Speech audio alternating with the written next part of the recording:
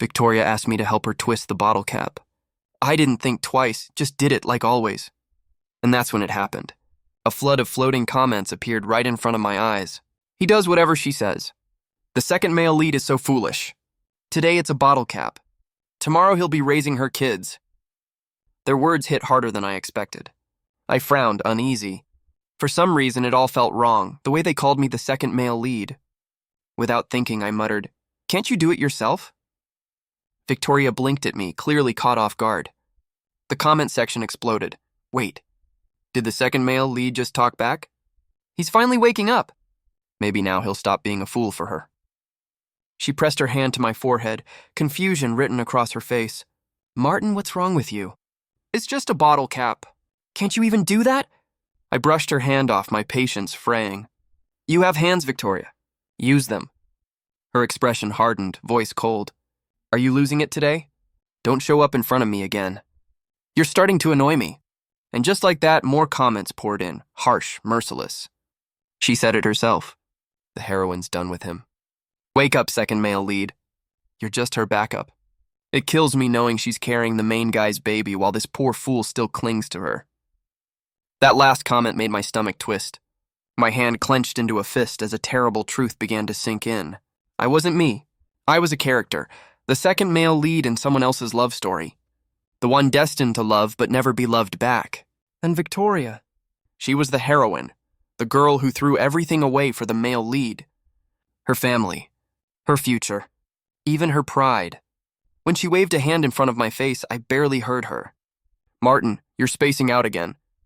I pointed at the air filled with those floating words. Can't you see them? She looked confused, but before I could explain, a voice called her name. Thomas! She exclaimed, eyes lighting up. She ran to him, her arms hooking around his without hesitation, her smile radiant, her heart full. There he is, the male lead. Run, second male lead. Don't stay near these two. They'll destroy you.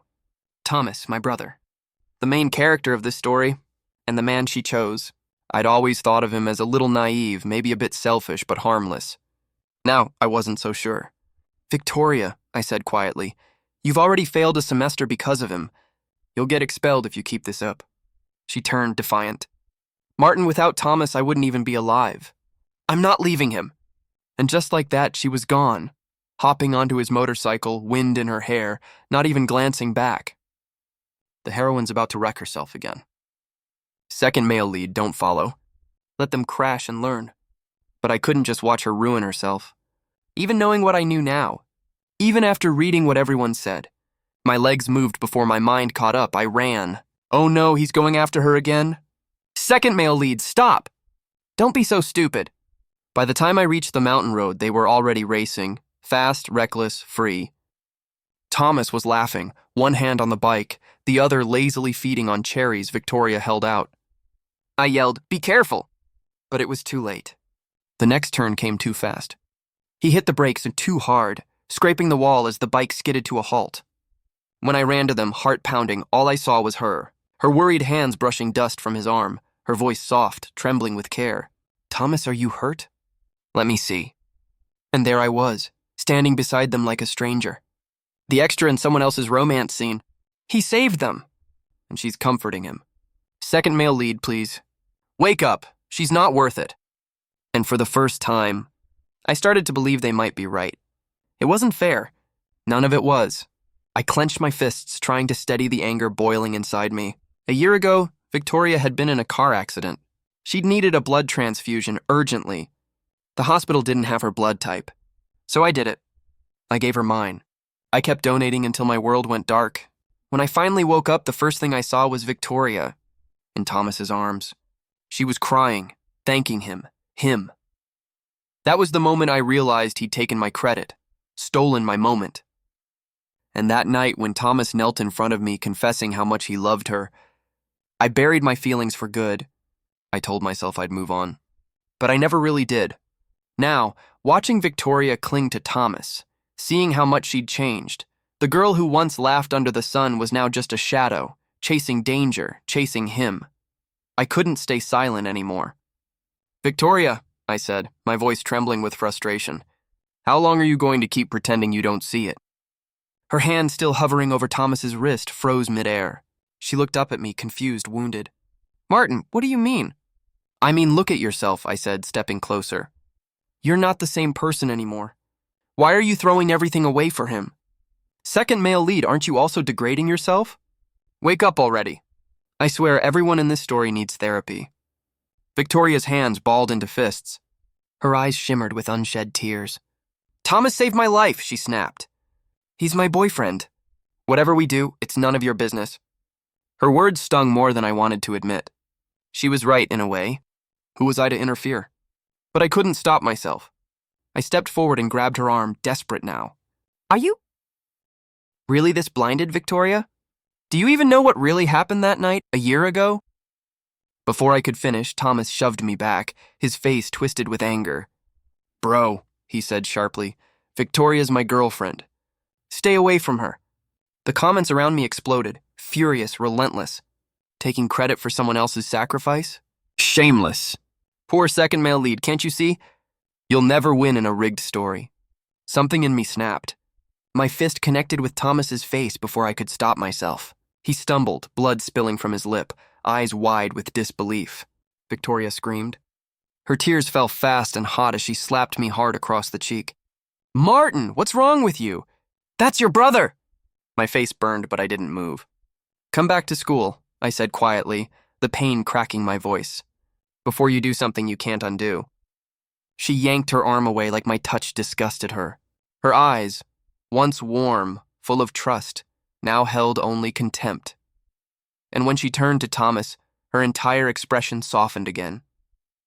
Thomas wiped the blood from his lip, forcing a smile. "I'm fine. Don't blame him, Victoria. He's probably just stressed." But she wasn't listening. She was too busy trembling, her hands cupping his face as if he were the one who'd been wronged. "How could you be fine after that? He hit you." Then her gaze shifted to me, sharp, cold, final. "Martin," she said, voice breaking, "I know what you're trying to tell me, that it was you who gave me blood that night. But I don't care. I've always loved Thomas. It was never about that." And that's when the truth hit me. I had been living in an illusion, thinking love was something you could earn by bleeding for it. But love doesn't work that way. It never had.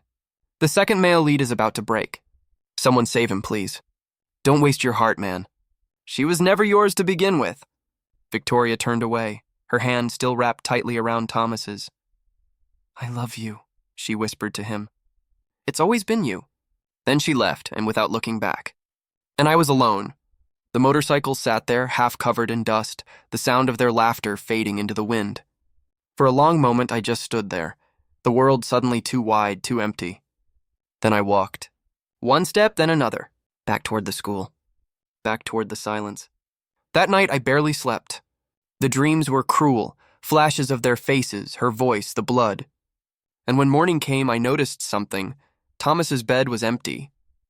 A chill ran through me. The comments had warned me Thomas would rise soon, become the true male lead. And Victoria? She'd just be another one of his conquests. I ran out of the dorms, desperate to find her, but when I reached the gate, I stopped. There she was, walking hand in hand with him, cheeks flushed, eyes glowing. When she saw me, her smile faltered. Just for a moment. Then she looked away. Thomas smirked, tilting his head. "Bro, what are you doing up so early?" "Looking for Victoria?" "It's over. The heroine's gone too far. Second male lead, get out while you still can." Something inside me broke. I grabbed his collar, eyes burning. "If you really love her, then stop dragging her down." Victoria's expression twisted in anger. She shoved me hard, her bag slamming against my head. "Martin, you jerk! Don't you dare touch him!" Blood trickled down my temple.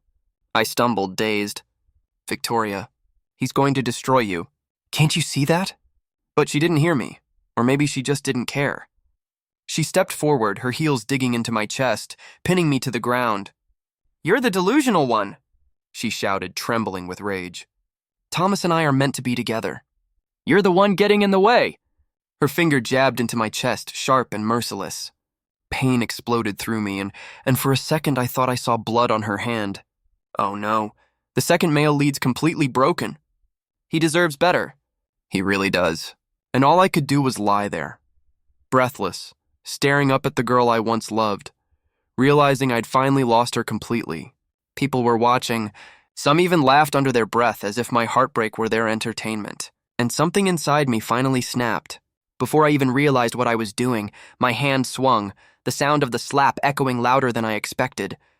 Victoria froze, her eyes wide in shock. For a second, everything went silent. The comments, the laughter, even the world itself. Then I turned away. My legs felt heavy as I made my way back to the dorm. On my desk lay a single envelope, a college recommendation letter. A few days ago, when my teacher handed it to me, my first instinct had been to refuse it, because that letter meant leaving. It meant putting miles between me and Victoria. And back then I wasn't ready to let her go. But now I knew better. I wasn't the hero of this story, and heroes were the only ones who got to change their fate. Second male lead is heartbroken. The heroine is merciless. Little puppy, stop crying! Just run away already. Author, please, give him a happy ending. Don't let him take the fall for the main guy. The comments flickered in front of me as I filled out the form, their pity both comforting and cruel. And that's when I felt a hand on my shoulder. Martin, a familiar voice said behind me. What are you writing? I turned around and there he was, Thomas. Instinctively, I slid the paper out of sight. He smiled, that easy, harmless smile he always wore in front of others. But I knew that look. Behind closed doors, Thomas always wanted what was mine. Always.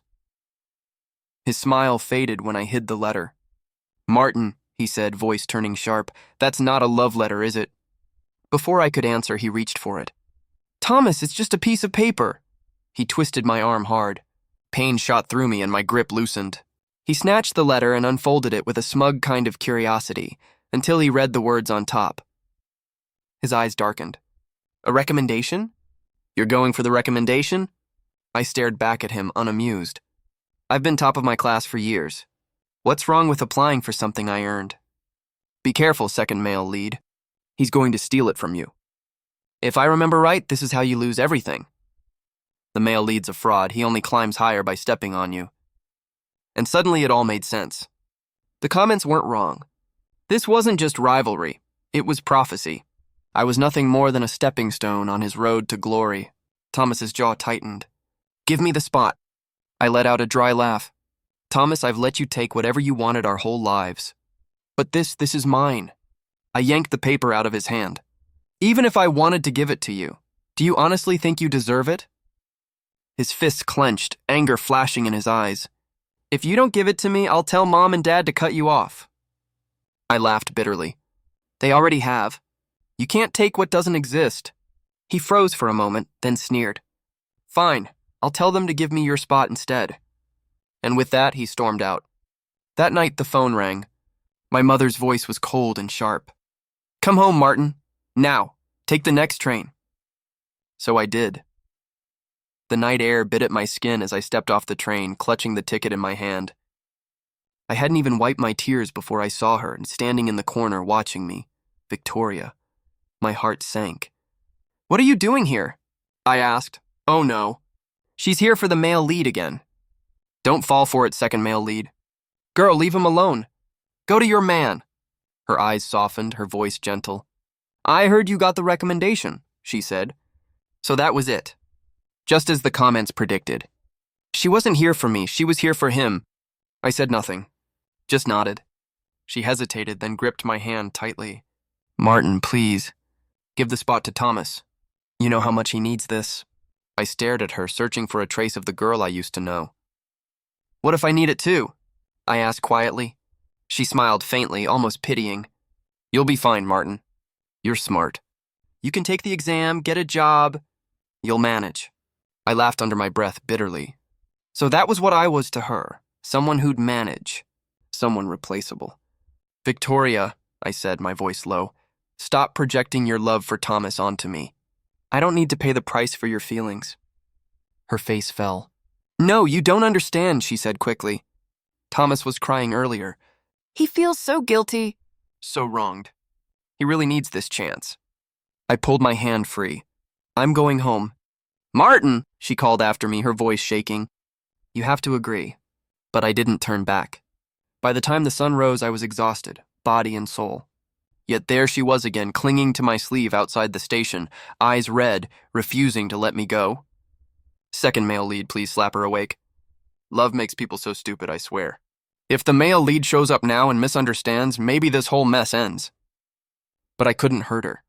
20 years of friendship don't just disappear, even when they should. And then, right on cue, a car pulled up. Thomas climbed out. So did my mother. Martin, she started, but Thomas was already pulling Victoria close, looking broken and pitiful. Victoria, he said softly, you and my brother. She shook her head fast, panicking. No, Thomas, it's not what you think. I just came to ask him to give you the recommendation. And that's when my mother stepped forward and slapped me, hard. The sound cracked through the morning air. I stood frozen, cheek burning, not even knowing how to react. Martin, she said coldly, I should never have had you. All of Thomas's talent, you must have stolen it from him. Her words sliced through me, absurd, cruel, but that's how it always was. In her eyes, Thomas was destined to shine, and me, I was just the shadow standing in his light. If it weren't for me, she believed, her precious Thomas would have been perfect, flawless in every way. I could feel my throat tighten, my vision blur, but I refused to let the tears fall. I looked up at her and asked quietly, So what, Mom? You really think I should just hand my recommendation over to Thomas? Her reply came sharp, certain, like she'd been waiting to say it for years. Isn't that what you should do? If it weren't for you, Thomas wouldn't have suffered so much. You owe him that. I laughed, bitter, hollow. Why should I? Am I not your son too? Tell me, has Thomas ever endured even a fraction of what I have? The world felt silent for a moment, but in my mind, the comments echoed. Voices of unseen strangers whispering the truth I couldn't say out loud. Family really can ruin people. If it weren't for this mother, maybe the brothers could have stayed close. Don't let her guilt trip you. You did nothing wrong. Zara said nothing more, just glared at me with eyes full of accusation and dragged me toward the car. I sat in the front seat, exhausted, watching Thomas and Victoria in the back, smiling, whispering, playing the part of a perfect couple. Mom caught me looking and shot me a glare so sharp I felt it in my bones. I didn't respond. I just closed my eyes and let the silence swallow me. When we got home, I was too tired to think. I fell face first onto the bed, half asleep before my body even hit the sheets. But peace never lasted long in that house. The blanket was suddenly yanked away. I opened my eyes and saw Thomas standing there, grinning that sly grin. Bro, don't be mad, he said, voice dripping with false innocence. I was just thinking you might need a thicker blanket. Mom's voice followed, sharp, scolding, full of disappointment. Martin, your brother was just trying to help. Why are you being so ungrateful? She snatched the blanket from Thomas's hands, inspecting it like it was some kind of exhibit. This one's fine. Honestly, Martin, if I were him, I wouldn't even bother with you. The voices in my head, the comments, grew louder, angrier. Don't listen to her. Tear it open. There's something wrong with it. How can a mother be this shameless? Something in me snapped. I took the blanket from her hands and ripped it open. Rotten, blackened cotton spilled out, falling to the floor like ash. And in that moment, I understood everything. To Zara, my comfort had never mattered. I'd spent my childhood shivering through winters, sick every other week, and she'd always told me it was my fault, that I was just weak. But it wasn't weakness. It was neglect. Zara took a step back, guilt flickering across her face for just a second before she masked it again. What are you doing? She snapped. Nothing, I said softly, forcing a bitter smile. Just wondering how a blanket like this was supposed to keep someone warm. She turned away, mumbling excuses. You've been off at university all this time. How would I know what's inside these blankets? I sighed. Say whatever you want. I'm tired, Mom. I just got off a train. I don't have the strength to argue. But rest wasn't in my story. From the living room, Victoria's voice floated in, sweet, gentle, painfully familiar. Auntie Thomas, and the food's getting cold. Thomas looked at me and smirked. Bro, Mom made a lot of food for you. You should be grateful. Mom chimed in right after him, her tone dripping with condescension. Let's go, Thomas. Don't mind your brother. He thinks he's grown now, but he has no idea what it takes to be a mother. Her words hit like tiny knives. Still, I dragged my weary body to the table. The sight of the food, rich, glossy, excessive, made my stomach twist. Mom noticed and picked up a shrimp, placing it on my plate. "Black tiger shrimp," she said proudly. I went all the way to the market to get it. Eat. Stop thinking I'm biased. Tears burned my eyes as I whispered, "But I can't eat shrimp, Mom. You know I'm allergic." Her face froze, and for the briefest second I saw panic. Then she stuffed food into her mouth and slammed her chopsticks down. "Martin," she snapped, "I heard you got the recommendation." The voices came back, louder, sharper this time, so desperate to make him give it up. "Don't fall for it. If he gives it away, his life is over." I finally saw my story clearly in the same old loop. In the original script, I gave it up. I failed the exams.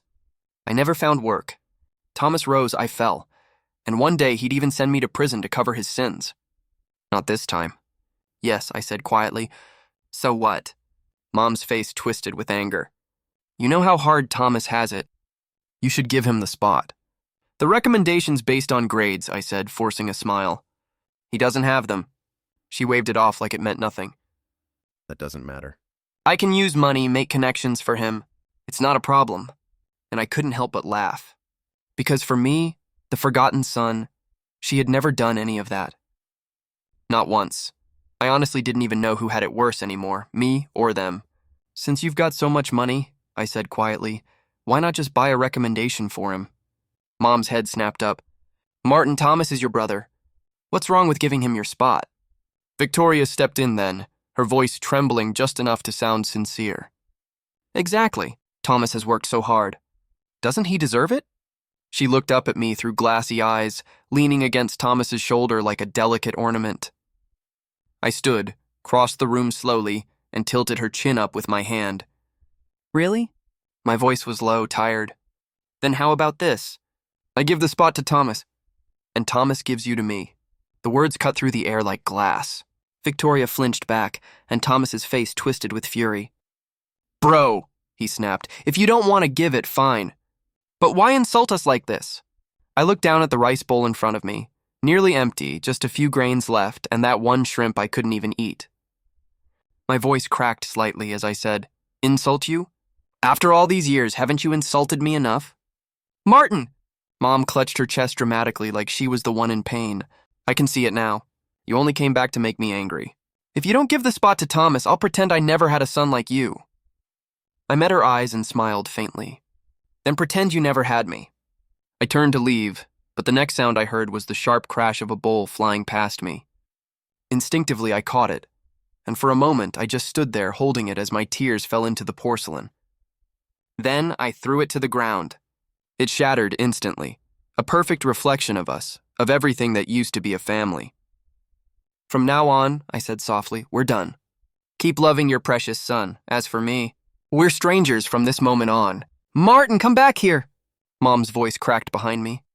"If you walk out that door, I'll disown you." But I didn't stop, not once. The comments flickered in the air like echoes of my own thoughts. Wait, what just happened?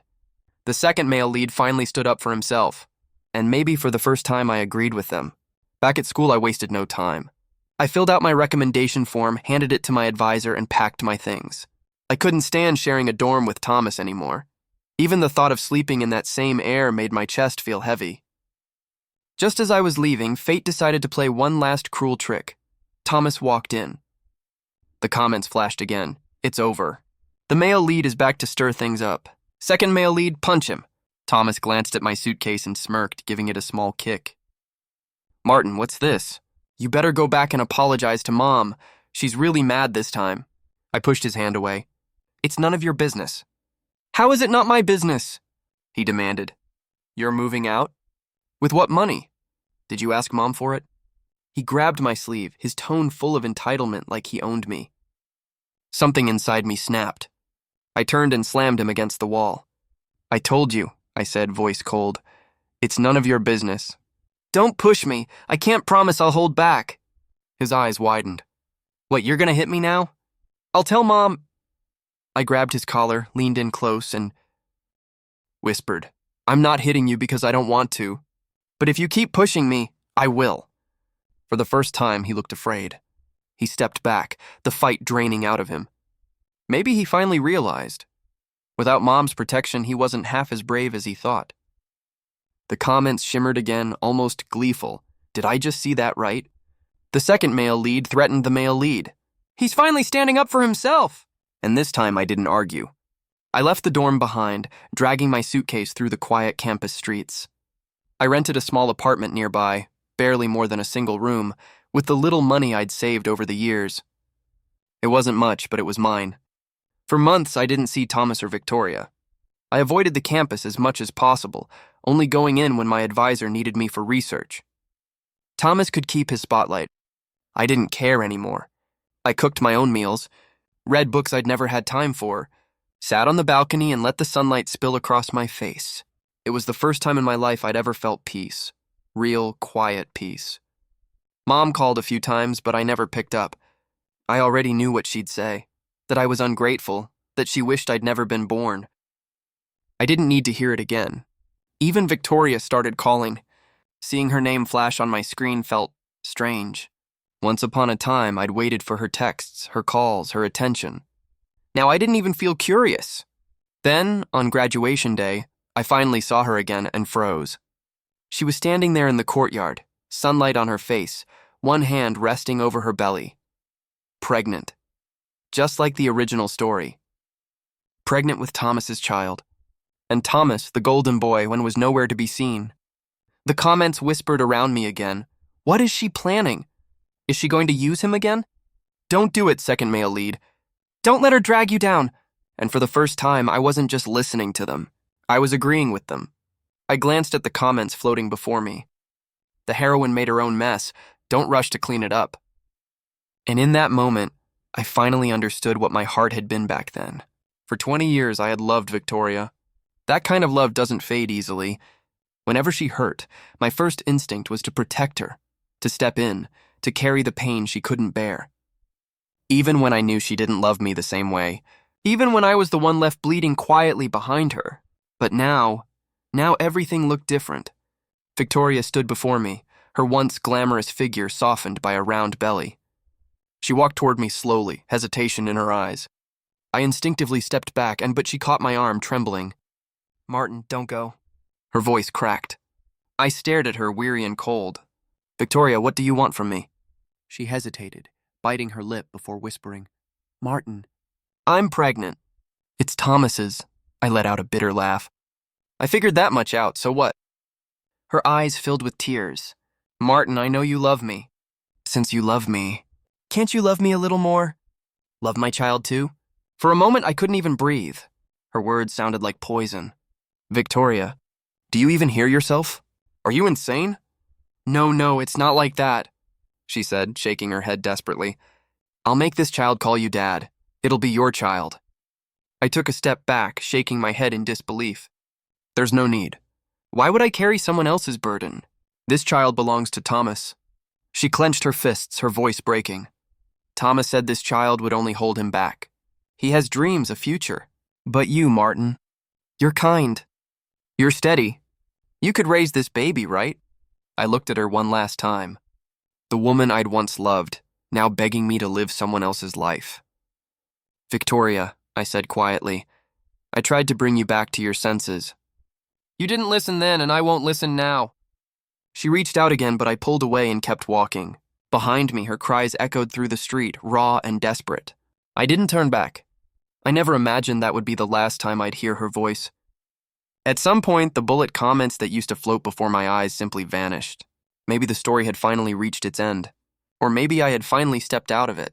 But one thing was certain. I didn't follow the script this time. I didn't give away my recommendation. I didn't play the fool.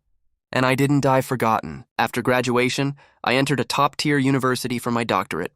Spring came, and so did opportunity. Companies from all over reached out to me, offering a future that once felt impossible. And I took it. I moved abroad, started my own company, and built a life that belonged only to me. Years passed. When I finally returned home, winter had settled over the city. That's when I saw him, a man lying on the sidewalk wrapped in a tattered quilt. Something about him seemed familiar. As I got closer, I froze. It was Thomas. He had already lost the warmth of life. The people nearby whispered that he'd once been on the verge of success, but everything had fallen apart. His wife had exposed his crimes after discovering his affairs. He'd spent 10 years in prison. When he got out, our mother was gone. His wife and children had vanished. He was left wandering alone, clutching that same worn quilt, muttering to himself over and over, I'm the male lead. I'm the male lead. And that was how his story ended. A man who thought he was the hero, destroyed by the very script he believed in. I stood there for a long time in the cold, then turned and walked away. I didn't look back, not once. Because some stories, once broken, should never be rewritten.